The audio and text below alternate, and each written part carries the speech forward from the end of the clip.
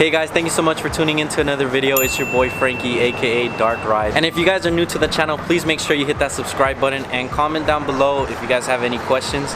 It sure does help. And if you guys have no context as to what this channel's about, basically I build Korean cars and I make them look as beautiful as they can. For example, this one right here. Obviously there's always stuff and room to improve. Now the focus of today's video is actually going to be about my wide body kit and how I got it installed. But I'm not only going to answer that, I'm going to be answering a lot of your guys' questions that you guys have on Instagram as well as the YouTube comments down below. And if I didn't answer any of your questions, please make sure you comment down below. I respond to every single comment that's not negative. So if it's positive or you really do have a question, I'm gonna make sure to answer. I'm gonna go do this canyon run in order to answer your guys' questions, because I don't want to do something as simple as me sitting down and answering your guys' questions. I want it to be a bit entertaining because that first Q&A I made is kind of awkward for me. I kind of want to take it down.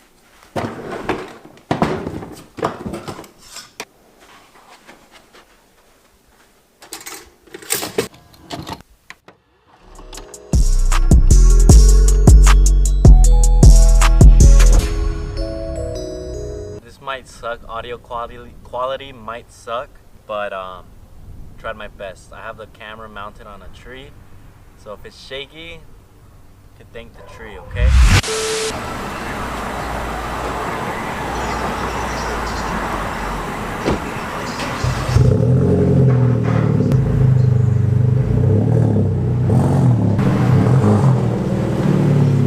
Here's the start of the canyon run. Let's get it.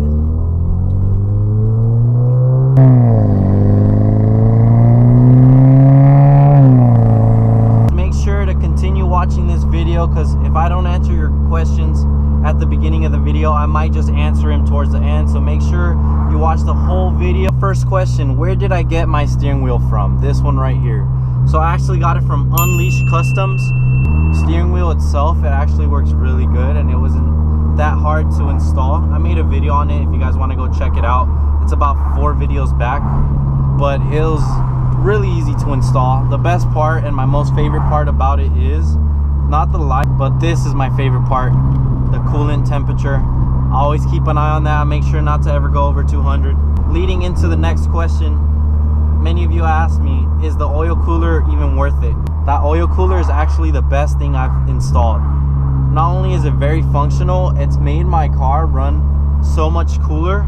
I've never reached over 200 Fahrenheit because of just that oil cooler. Before that, I used to get to 204, 205 on coolant temps. But because of that oil cooler, I actually get to only 197, at most 199, just because of that. Now, I do have to put more oil compared to before, but it's highly worth it, and it was not difficult to install. I have a video on that as well if you guys want to go check it out.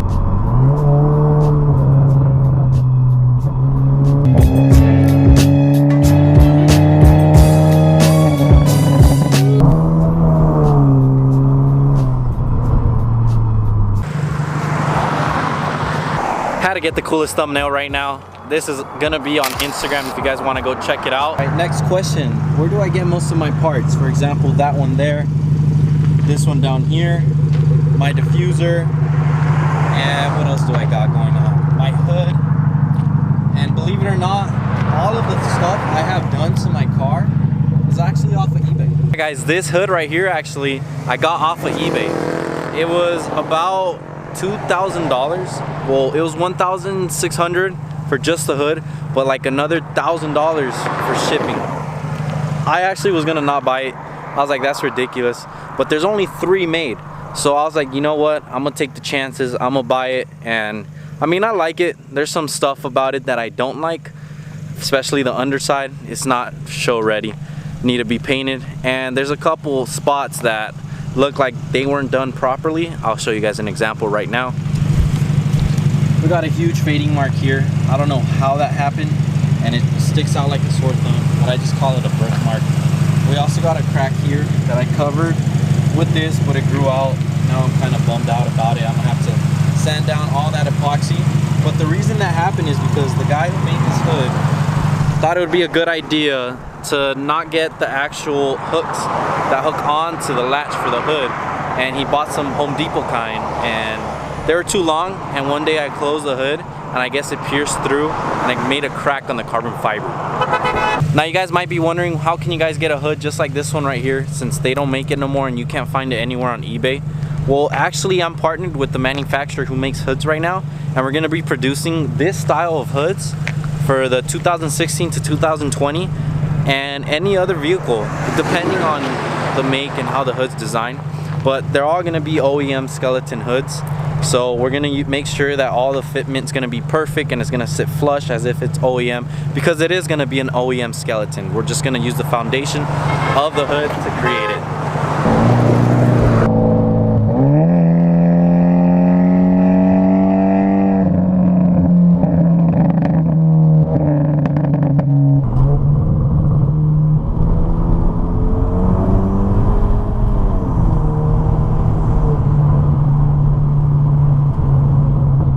And that leads into the next question. What do I have done to my engine bay? What performance mods do I have? Now, I'm gonna find a good spot where I can show you guys. Right, now here's the engine bay. So as you guys can see, I have a K&N air filter. So that's one question. This is gonna be the CX Racing kit. This is an aftermarket blow-off valve, not the one that's included. We got the strut bar up on the top. Now down here, I actually have a CPE bell mouth downpipe, ran me about $450, I believe. And we also got the oil cooler, this one right there, as you guys could see it, running down, sandwiched onto the oil filter. We got an oil catch can, the one off of Amazon, for only about 40 bucks. How much power am I making at the moment? So I'm actually only making 300 wheel horsepower with the current tune I have. I'm luckily moving over to KSR Performance, which is way better from what I've seen. The awesome part is I should be making from 350 to 450 wheel horsepower. It could be more, give or take, but that's something we're gonna have to figure out. But hopefully that's gonna happen soon. Now, as for the main question and the main topic of the video, how did I install my wide body kit?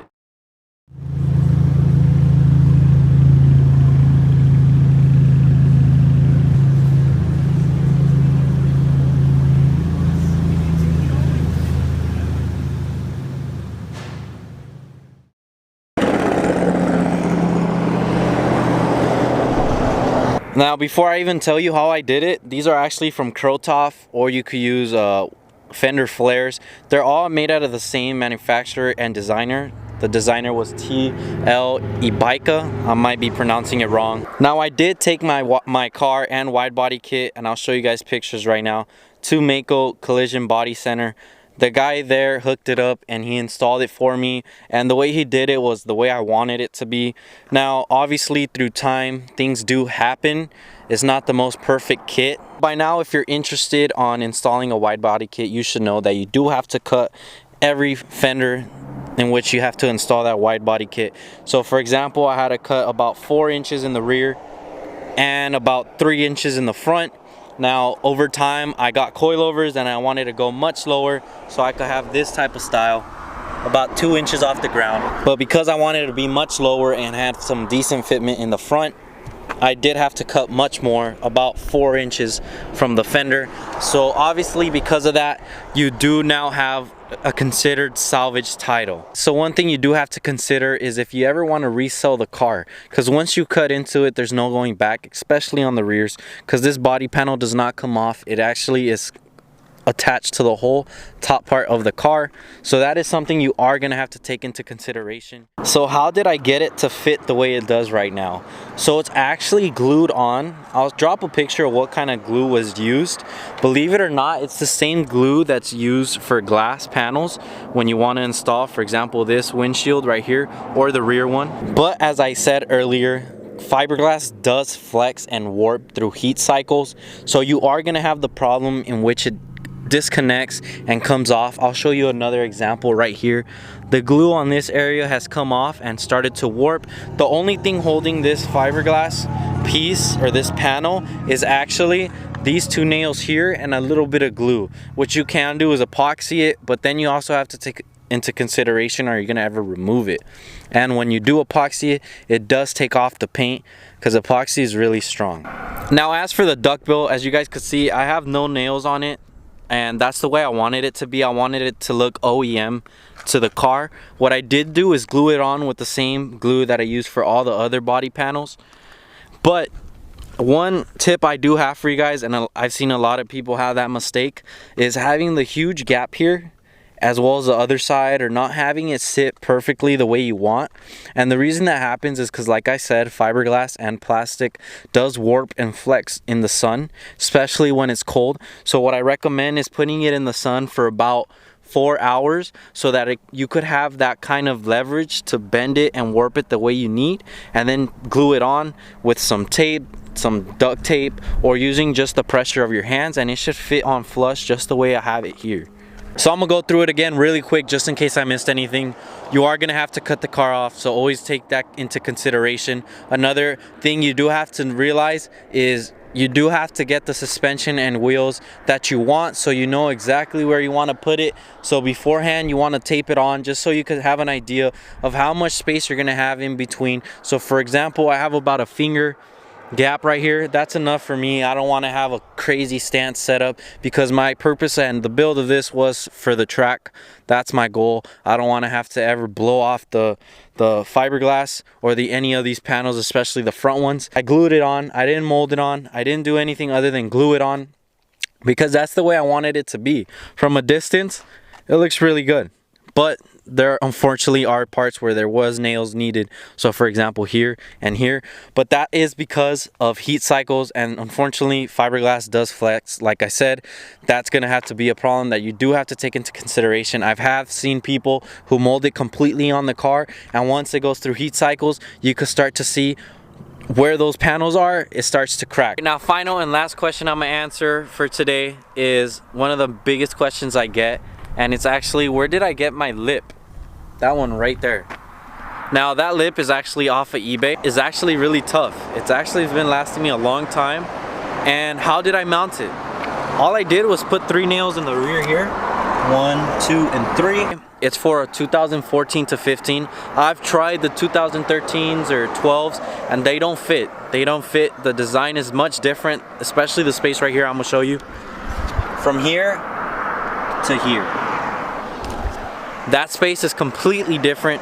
Alright you guys, that's gonna be it for today's video. If you guys did like the video, please hit that like button and subscribe if you haven't yet done so. But if I didn't answer any of your guys' questions, please check out any of my previous videos. I might just have the answer to it there. And if I yet haven't answered the question, go comment down below and I'll answer it for you through there. I make sure to answer every question, only if it's positive. No negative comments, please. I don't appreciate them. But that's gonna be it. Hope you guys enjoyed. Remember guys, it's okay to be different. Just stay safe, and I'm out. Peace.